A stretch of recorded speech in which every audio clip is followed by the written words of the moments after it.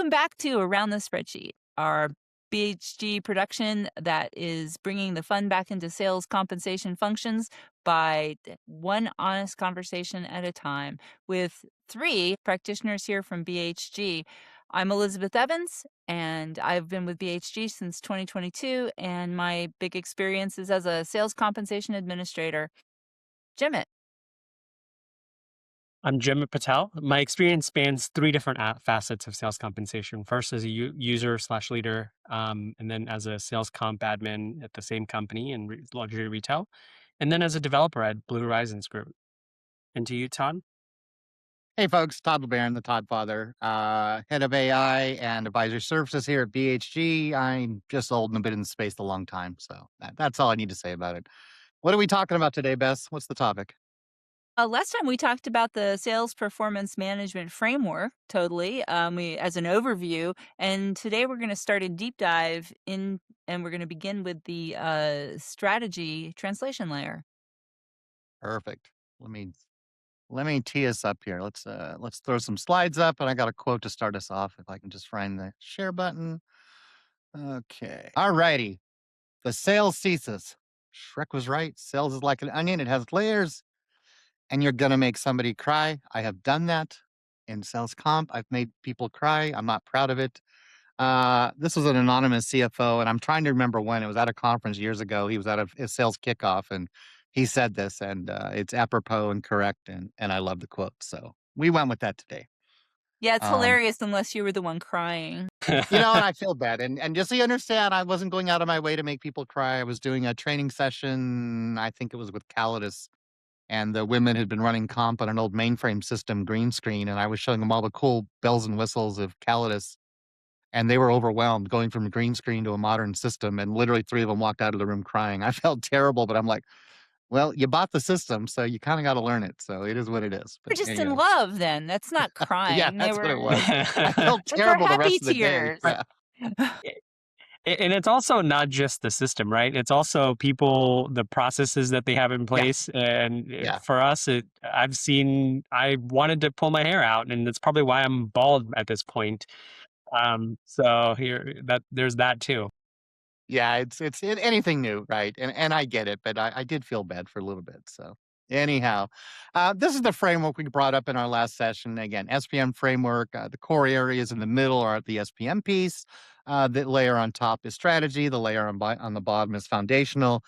Today, we're going to be talking about the strategy translation layer, which is executive intent. So, bottom line, C levels have a direction for the company. That doesn't always translate downwards. They might say one thing, but their intent was something else. So, how do you get in front of it and how do you figure out what that intent is? The market design, which is tied to what's the sales strategy, and we'll talk about plan versus strategy. They're not the same.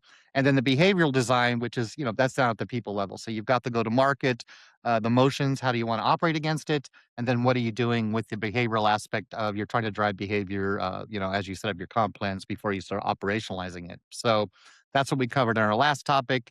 And we're going to dive right in with sales, or excuse me, with the executive intent. Before I do that, though, we're going to talk about the Shrek layers. When we're talking sales, right?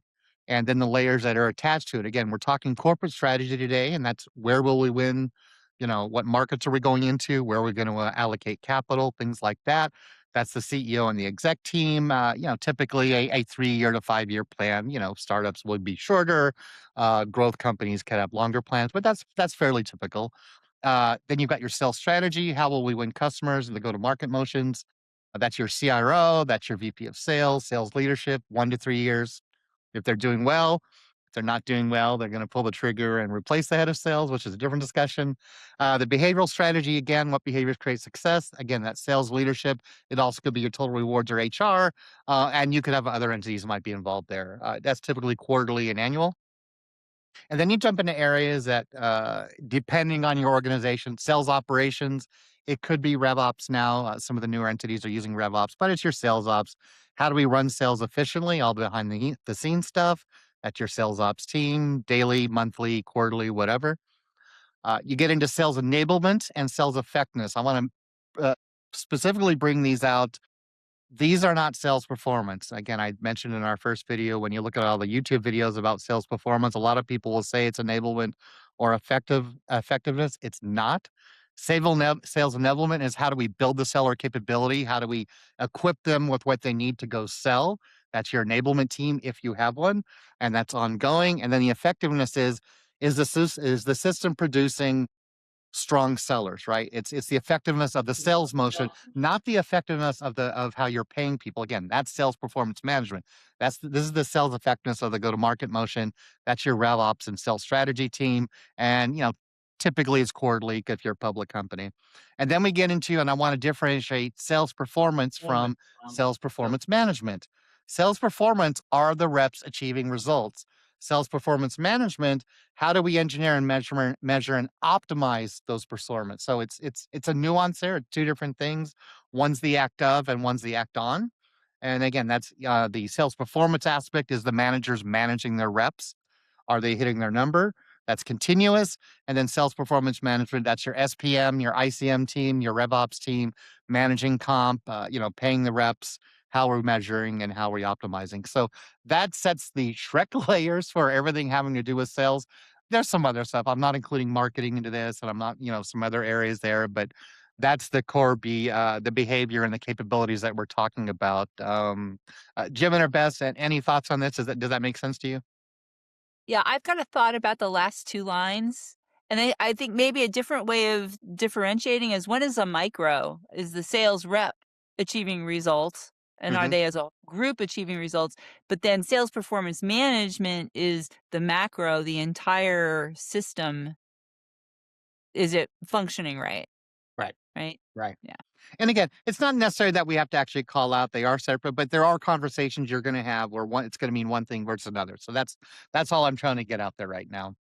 After the layers, this is a big one, and we have different quotes on this. Mine is, Custer had a plan and it didn't work. The issue with a lot of times you'll hear people say we have a sales strategy and we have a sales plan, but they're not in sync, or they don't have either.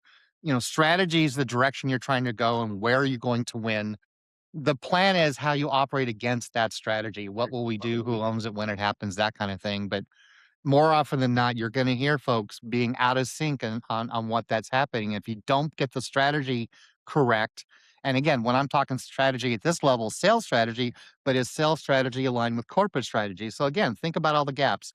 Corporate strategy not aligned with sales strategy not aligned with go to market design then not aligned with sales SPM behavior. So when I come in and I ask the head of comp or the comp managers or anybody in that tree, are your comp plans aligned with your overall corporate and or sales strategy? And more often than not, they're going to say no. How did that happen? That's what we're trying to get to. So it's not just that there's a strategy out there. What have you done to align that all the way down to the trenches?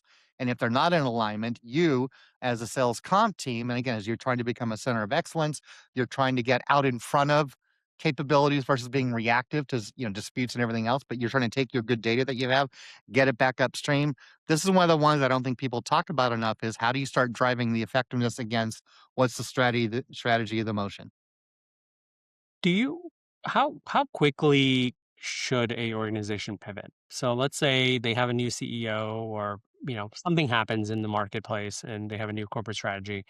How quickly is that typically um, slowing down? And I know that's a challenge for a lot of organizations, but I'm curious of if you are in sync, how quickly should that change to the comp plans and Well, let's getting let's stick things? with again the majority of the folks we tend to talk to are public companies, right? Because we're mid market and we're enterprise. They tend to be large. I would hope within a quarter. Now, again, it depends on the type of company. If you're transactional sales, high volume, a lot of transactions, that's often easier to move than it's, long sales cycles, 18-month sales cycle type companies where it's not transaction volume, it's quality of the sale. There's going to be some nuance there, but if you've got your ducks in a row and you've got your systems aligned outside of the fact that you're reacting to bring in additional data that you don't have access to, if you have access to the data, there's no reason with a modern ICM system that you couldn't pivot within a quarter.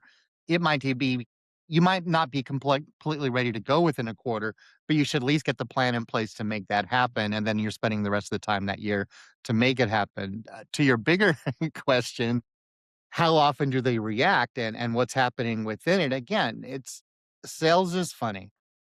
Sales is very reactionary, right? And so instead of looking at what's the ROI on the comp plan, and I actually have a whole set of items we can talk about that. We'll make a whole nother podcast on that. But it's if the comp plans aren't in alignment and you have to make the change, but forget the comp plans, are the sales motions, accurate? Is the go-to-market design accurate? What else is happening? Again, if you miss a quarter or you miss 2 quarters or whatever, the reactionary motion is, well, it's my sales team, so I'm gonna wipe out the sales leadership and bring a new leadership team in because it happens all the time. And what happens when they bring in the new leadership team?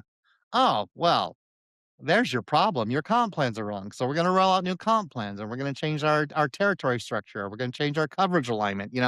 It's all these again reactionary aspects versus did you actually look at the comp plans and look at the ROI and did you look at were they touching what you expect them to touch? Were they driving the right behavior?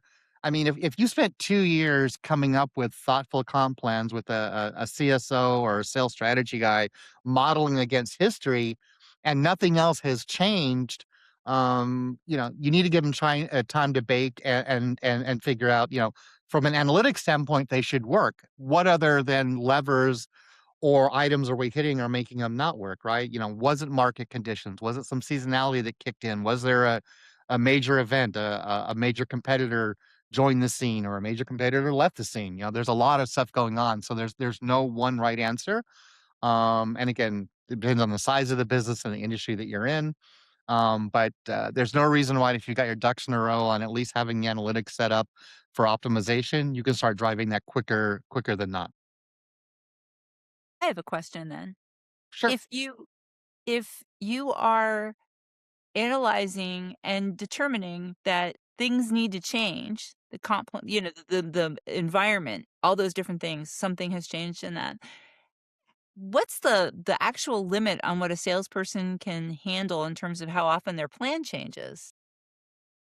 Depends on the sales force, right? And again, let's talk about sales reps, right? You've got your A players, your B players, and your C players.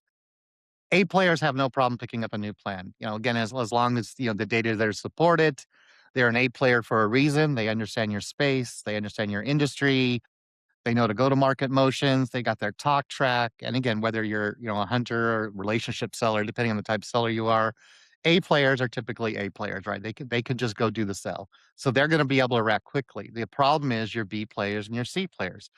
You're trying to turn your B players into A players, and you're trying to fail faster with your C players.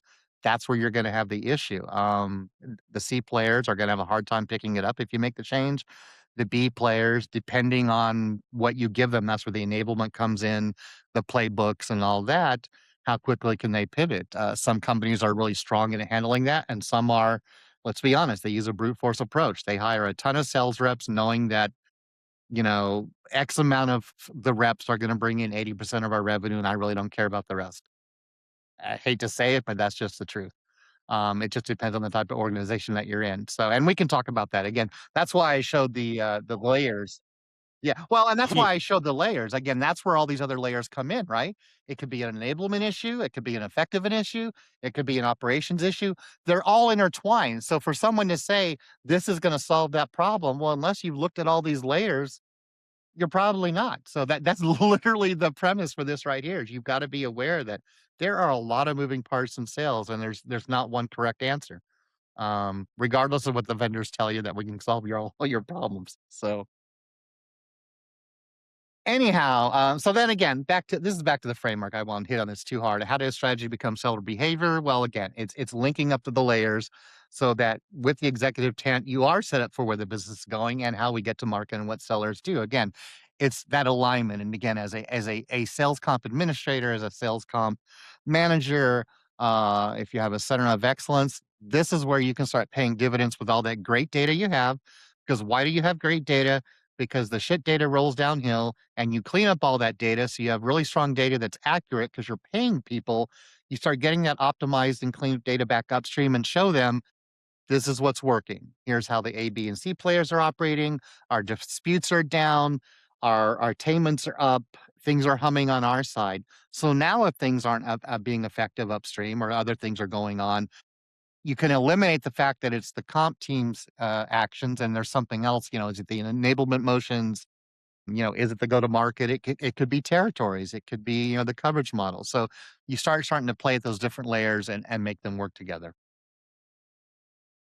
So let's talk now strategy into the market motions again. So we've talked at corporate strategy, we've talked sales strategy, but now the go to market motion. This is the layer just above SPM that we tend to deal with when we're implementing an ICM system because we're dealing, the data comes out of this. So segmentation, and I can guarantee you one of the biggest things you're going to deal with is bad segmentation data. What's the number one thing we hear of in big consulting right now? Another Salesforce reimplementation, another Microsoft Dynamics reimplementation. Why do they re-implement?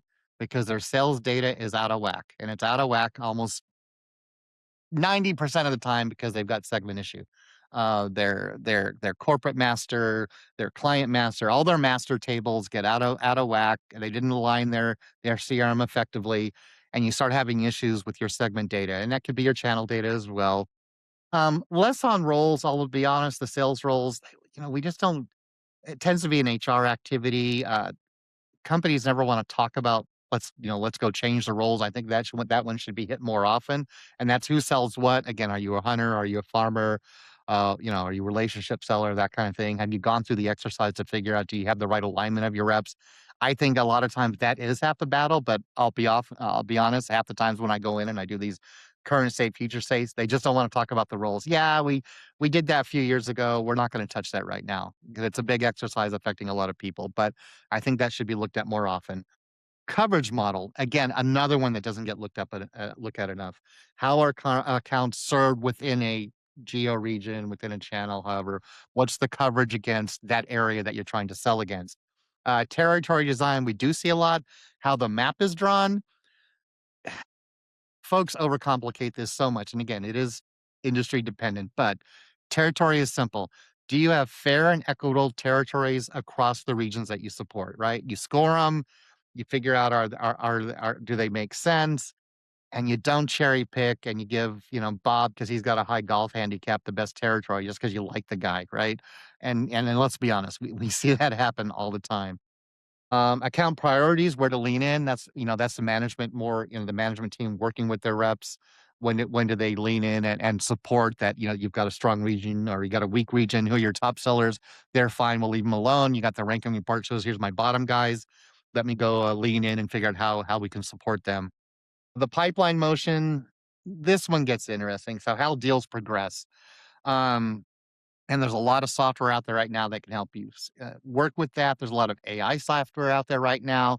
I'm not sold that it's where it needs to be right now. I know of several companies where they're using AI to support pipeline motion. The problem is the AI is saying the rep should be here, the rep is here, but the AI doesn't know all the nuance. The guy was on holiday for a month, so they're going to ding the guy because he can't get a hold of the client. I mean, pipeline motion is big, but I'm not always sold it's the direction. I mean, we see it here at BHG.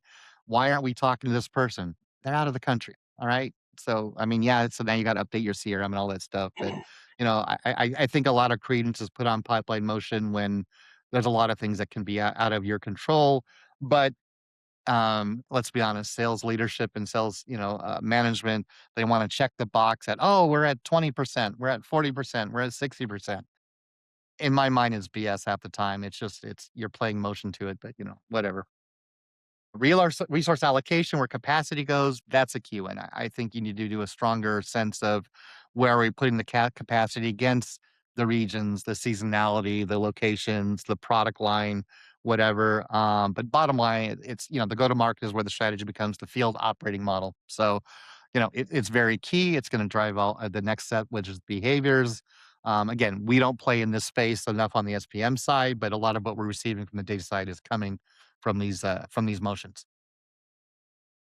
And then turning market motion into seller behavior. Again, now it's literally the got the corporate strategy, I've got the sales strategy, I've got the go-to-market motions. What items do I need to now affect against those go-to-market motions? And again, these are all things we see on the sales comp side. This is the design at this strategy layer, right? So this isn't designing the rules themselves in the system. This is the talking through what measures and KPIs are we tracking to, what incentives are we paying against? What variable pay are we paying against? How do we credit? How do we manage quotas? How do we handle recognition? The coaching aspect, and the recoaching, dispute res, the bane of our existence. And another one that doesn't get enough credence, the governance, right? What's the governance we're setting up? One of the problems with this happening outside of the comp organization, I'm just going to riff on governance for a second here. Sales loves governance until it slows down a sales cycle, and then they're going to throw it out the window. So, when you're talking governance, it needs to be a team approach from a sales side, from compliance side, from the comp side. That it's not just do we have governance in place, and again, that's going to help with disputes down the road, but also do we have the enforcement of? And more often than not, sales leadership wants to ignore the enforcement of because they don't want to slow down the sale. The enforcement folks are going to say, "Yeah, but now we're going to lead to disputes, and we're going to, have issues with payment because you said we're not going to credit a certain way, and now we're giving out these credit overlays or credit adjustments or whatever." So again, we'll have a whole other session on governance. I know Bess loves talking about that. We talk about it all the time. But bottom line, tracking the market motion to seller behavior. If the behavior system rewards the wrong thing, the strategy is just decoration, and that's so true. Anyway, so bottom line, turn market motion into seller behavior. That's the last step at the the strategy layer before we start operating against the plans, as comp individuals. So let me jump back up into the framework.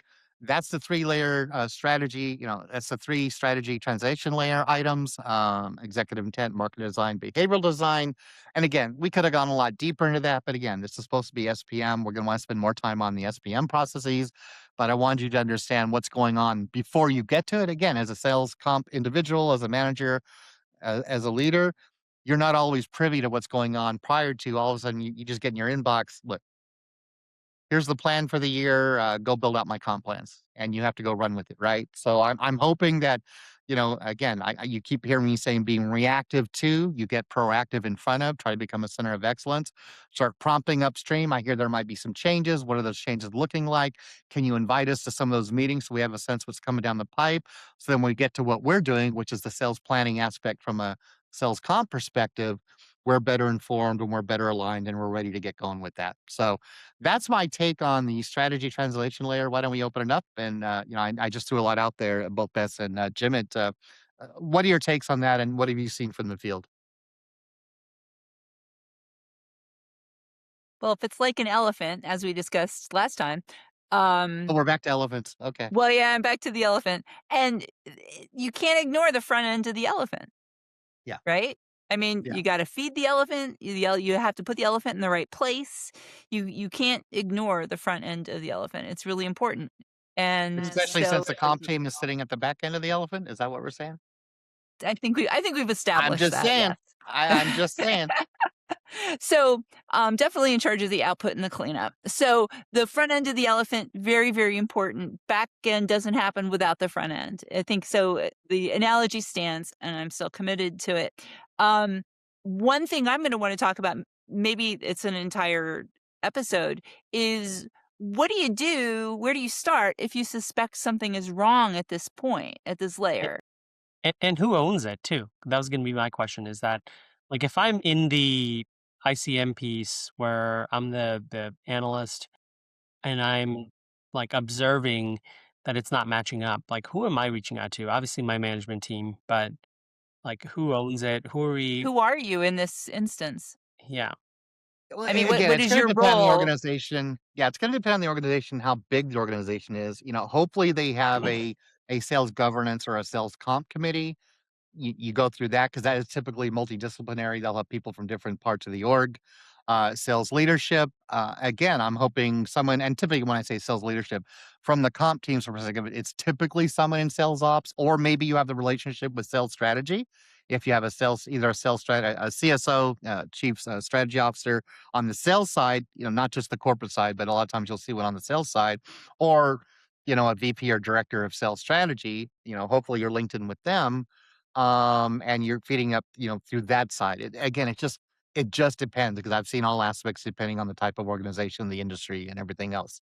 But unfortunately, a lot of times the comp team they're siloed off in their own little entity at the end of the building in the basement by themselves, just cranking away on disputes. So, and I guess part of this is, if you're not sure, at least get to your manager and talk to your manager about it. Hey, here's what I'm seeing. How can we get out in front of this, right? And then start kicking it up there. And I'll be honest, I have done this before where I thought that they weren't paying credence to it. If your company has a mechanism for getting feedback at any level that the CEO, the C level, or even the board level wants to look at, you can always submit it there if you feel like you're not being heard. I mean, everyone's situation is going to be different, but there are typically mechanisms within the firm to get that out in front. And you're going to, again, as a junior analyst, do you have a lot of pull? Don't go do a Jerry Maguire and send the email out that, is burning the place down. I have done that one time. I got promoted out of it, but that's a whole different we'll have another talk about that, and that was at Calidus way back in the day, and for those of you listening, yeah, you remember the email, don't you? Yeah, so people remind me every once in a Is while. They'll is they'll there a actually copy send me or a the email. printout, or is it Yeah. etched in stone? Like, how did this get, sent out? People just Mhm. remember it, and they'll remind me, "Remember that email you sent 30 years ago?" So, yeah, it was And is Giselle Renee Zellweger in this analogy? yeah, Is that yeah, how we got Giselle? yeah. I mean, I'm just gonna say it's a situation where we were growing fast, we were a startup. I was helping run the services team, and we weren't getting a lot of love, and I was working 3 or 4 projects at one time, and I just felt like and I just come out of Accenture, and I'd stated, "Look, there's ways to run a service organization. There's ways to implement. There's processes in place." So it was a Jerry Maguire where I spent a whole page saying, "Here's what's wrong with what we're doing." But the second page was, "But here's how we can fix it." Of course, no one looked at "Here's how we can fix it." They just looked at the "Here's what's wrong." Now, the problem was it was only supposed to go out to the services folks. Services folks, we like to bitch. And somehow I had it attached to an all thread. I was reading an Somehow. email from the CEO that went to everybody, and somehow when I went to do reply all the email, I replied to that one. So it went to the entire company. Now, to be fair, I think at that time we might have been 150 strong at Calidus. I think it was 150. It wasn't a ton. But it went to everyone. So I got a call from the head of services. I got a call from the CEO, and he goes, "Look, I get it. You guys are killing yourselves out there." And he goes, "I agree with everything you're saying, but next time just give me a shout first." So everyone's got their level of Jerry Maguire. That one was extreme. So that went to everybody, including 2 board members, which was really interesting. So anyhow, yeah. I literally went home that day and told Giselle, I think they're gonna fire me." They didn't, but, it was all good. I was busting my ass, so they understood where I was coming from. But that being said, you need to figure out your mechanism within your organization. They're all gonna be a little bit different.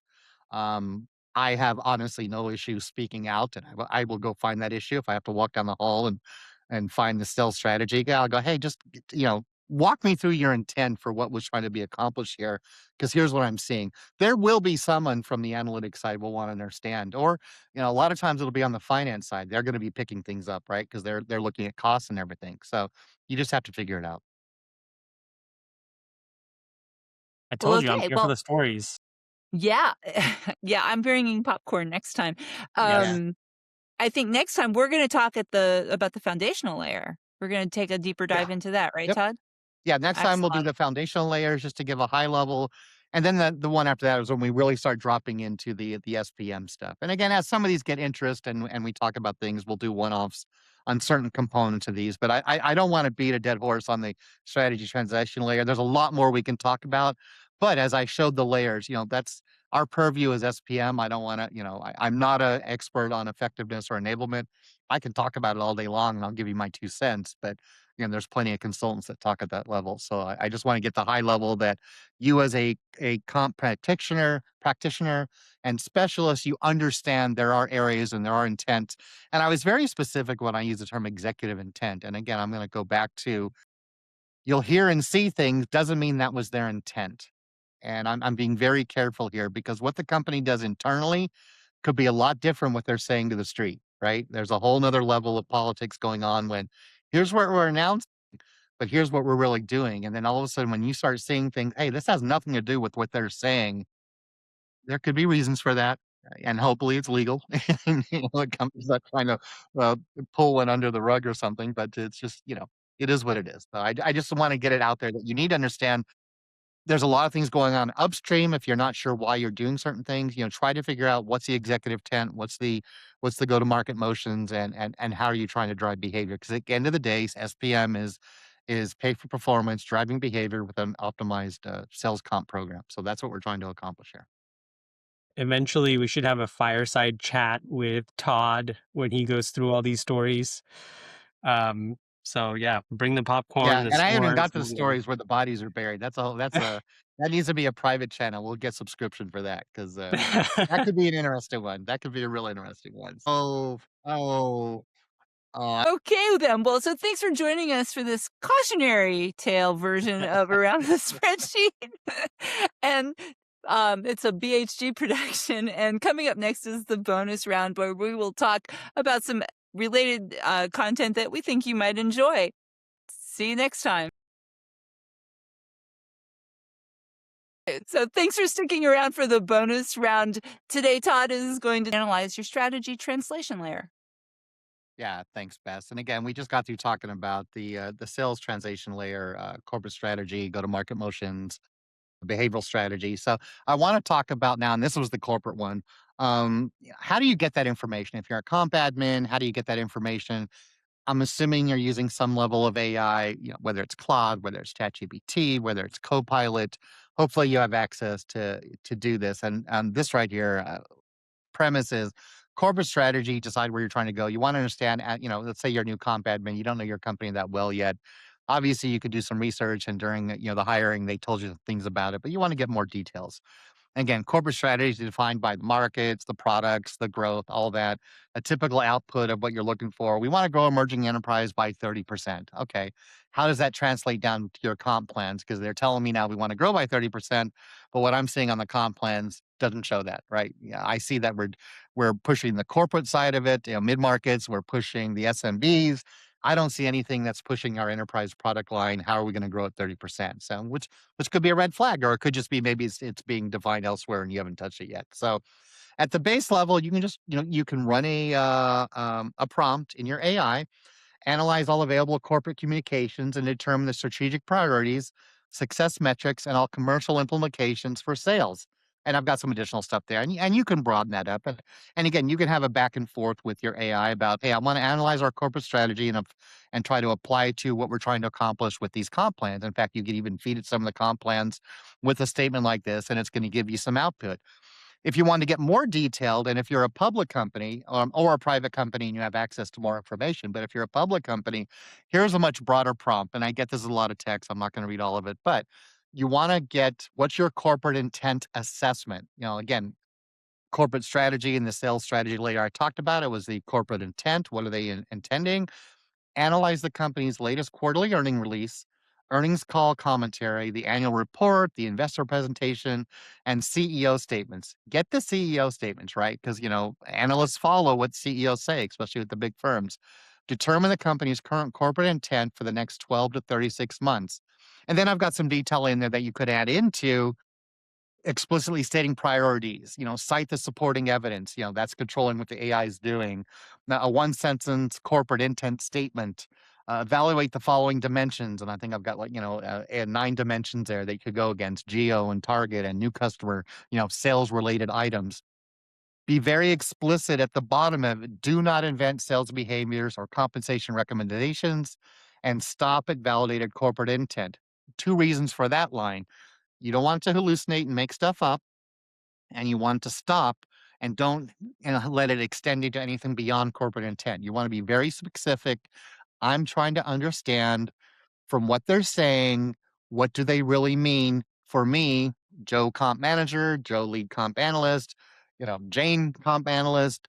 I'm trying to get understanding of where we sit with corporate structure and corporate intent against what I'm seeing on the comp plans.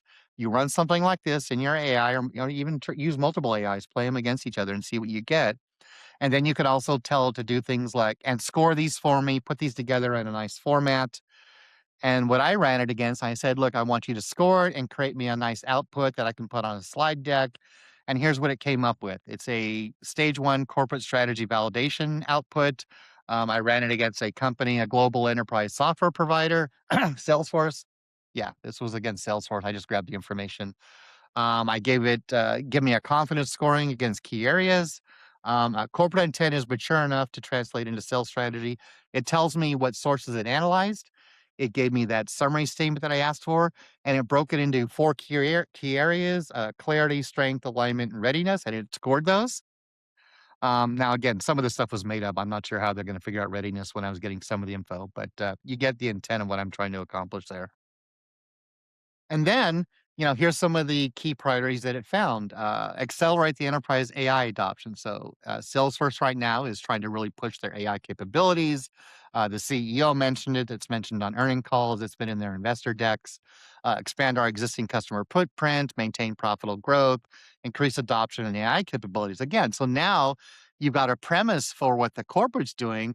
Now, some of the strategic tensions, growth versus margin, platform versus product, expansion versus new logo. All those topics right now should be things you're hearing about that are on the comp plans. Do you have components that are attached to these types of items? If not, you got a problem. If you do, great, but are they in alignment, right? Strategic risks, AI positioning inconsistent across products. So you might have in one area of the enterprise and not in another. Platform messaging, incentives may favor short term bookings over platform adoption. Now you're getting to the nuance of what I can accomplish as a comp admin again just by doing some quick data searches and external offering searches. And then the stage two is, how does that translate over on the sales side, right? So what does sales inherit? You're not behaviors yet. These are just what sales must accomplish. How does it apply to which customers? Which segments are we talking about? Which route to markets, territories, which you're definitely going to see on the comp side?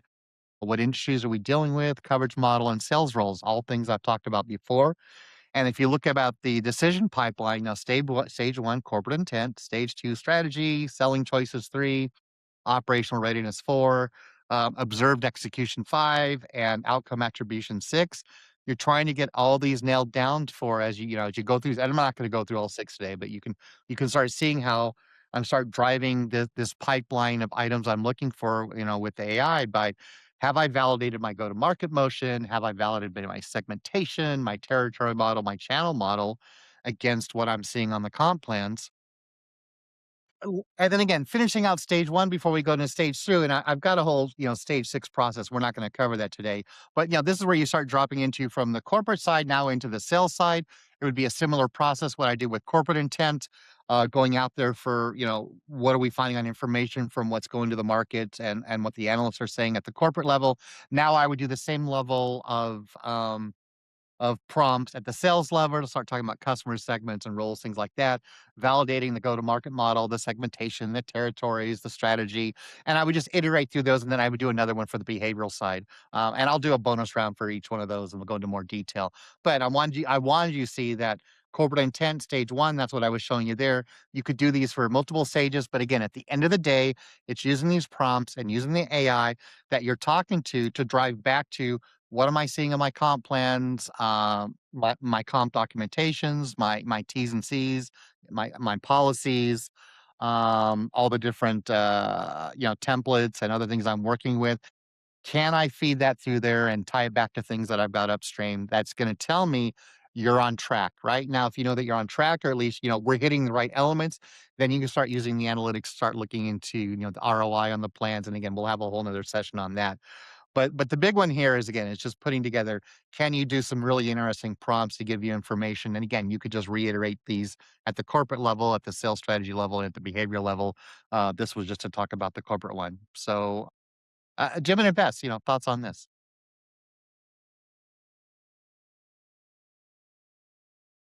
Well, my question is I love what you do with public information, right? I mean, you take the annual report basically and the quarterly earnings calls and you jam those in and you've got a lot of information. What do you do if you're a private company?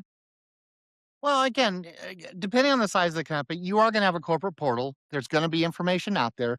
You're not going to get everything, but you can always ask some of the lead. You can shoot them a note. Hey, I'm doing analysis on the plans. Is there a deck I can look at that's going to talk about the direction of the company? I mean, they're going to do all hands calls, so glean it from that. There's going to be corporate communication going out there. The CEO, if he's a CEO worth anything, he's sending out, if not weekly, he's sending out monthly reports to the field. Glean everything, grab whatever you can from what's internal. And again, what are AIs good at, right? Okay, they're super fast and they're great at analyzing data, right? Forget everything else that's going on with AI right now, but they can glean, and if you give it enough information, they'll start connecting the dots and they'll start slicing and dicing the data, and they can come up with intuition around or inferring against, here's what I'm seeing over a matter of time. And again, if you take a year's worth of information you have from being at the company, and again, all this stuff should be out there in a internet in the portal somewhere. You get it and you run the prompt against that data, and then you have it now correlate against what our comp plan's in doing. It's going to give you an alignment structure. It's going to come up with a smart take on, here's what I'm seeing. Now, again, you're the expert on comp. You need to take it with a grain of salt and sift through what you're seeing. But there should be enough information. Now, again, as you get smaller and smaller, you might have less to deal with. But to be fair, the smaller the company, you probably have a better chance just go talking to that person. If again, bigger companies, they tend to wall off, your ability to move up. If it's a smaller company and the CEO's desk is right down the hallway, or the CFO's desk or the head of sales is right down the hallway, just go ask them. I don't think they're going to bite your head off. They shouldn't. If they're a good executive, they're going to want to hear from the folks. And again, you're not asking for corporate secrets. You're just asking, hey, how are you feeling about the direction you're going? What are we trying to accomplish? We just came out of growth mode. What are we looking at? CFOs love to talk. Take your CFO to lunch. They love a free lunch and they love to talk. So I probably can get more information out of a CFO than I can the sales guy. So And try if that. to to your earlier point too, if there's misalignment sometime between the strategy and the plans, Mhm. sometimes that is intentional and you're Yeah, really in a pelican brief kind of situation, and that's a different movie. So, okay. yeah, it is. And again, you've got to know your organization again. But yeah, again, I can't think of an organization I walked into that didn't have plenty of information sitting out there on the corporate internet, right? So yeah. Well, I was just gonna say that if they're a good CEO, they know that there's no such thing as a free lunch, but I said CFO though. CFO CFOs love a free lunch. even more so They're trying to control cost. for sure. Oh, I guess so. Yes. Um, no, this is all great information, and being able to leverage AI in a unique, give you some armor to go up to your leadership and say, hey, look, there's some misalignment and we need to address it is huge. Yeah. Yeah. And that's exactly it, and you're doing it for the right reason. You're not coming to them and say, "This is terrible. What the hell are you guys doing?" You're coming to them with, "Here's what I'm seeing on the number side, and again, I'm hearing this and I'm seeing this. Do we have an alignment problem?" And again, hopefully they're going to want to talk to you about it. And it could be you could talk to the strategy guy or whoever, but someone's want to understand, well, what are your concerns? What are you seeing? Oh, well, I see what that is. That's what we're saying now is tied to, you remember, we've got that new product line coming out. So we're leading up to, here's what's going to happen. These new capabilities are going to kick in, and then you're going to start seeing the numbers adjust. Your numbers are tied to what's happening within the last 18 months. This is our goal forward for the next 18. Let's have this conversation again in 60 days. I'd love to see, are you seeing any changes there? That kind of conversation. Again, these bonus rounds are just getting interesting content out there in addition to whatever we're saying. I want to drop more into the AI side of things, more into the operational side of things. We've got some software we're going to show. We've got a really cool governance module that Best is going to be all over showing you and demoing that. So I'm excited to not just have the regular talk on SPM, but then again, some more additive to that. And, as we start getting a fan base and people looking at this, we'd love feedback. If there's things you want us to see or do, let us know, and happy to throw some thoughts together on that. So, another Can't great one. wait. Thanks, folks. And that's a wrap on the bonus round. Thanks for sticking around, and we'll see you next time on the Round the Spreadsheet. Thanks.